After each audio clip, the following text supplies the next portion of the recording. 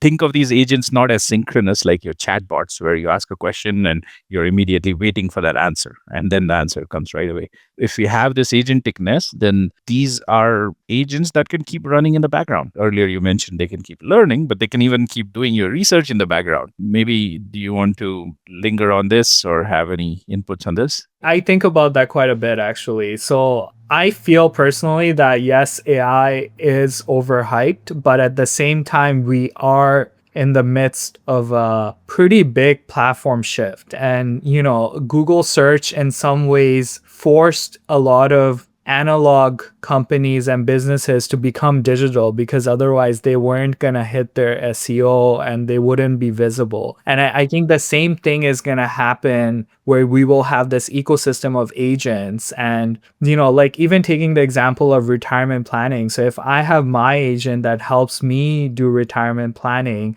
it is incentivized for the companies of the world that sell funds or do retirement services to talk to my agent asynchronously, provide inputs to my agent so that my agent can take some of their inputs and make a quality assessment, obviously, and then give me that data, right? So in that world, like this proactive way of a human going to a website searching information, like that's just not going to be the case. Like I'm going to just say, hey, like I have this problem to my personal agent and say, okay, go figure it out. Go connect to the rest of the network of agents that you have and come back. So there's going to be a competition ecosystem, right? And to me, like that's what the ambient intelligence world looks like. You will need a front of your business that is an agent that can surface some of these information and maybe even take actions, right? Like, hey, book me a flight, but if there's two different flight providers and one of them doesn't have an agent and I'm using an agent, like instead of my agent trying to figure it out through the API or the website, it'll just call the other company's agent. And suddenly, like, that's the SEO of the new world that you're optimizing.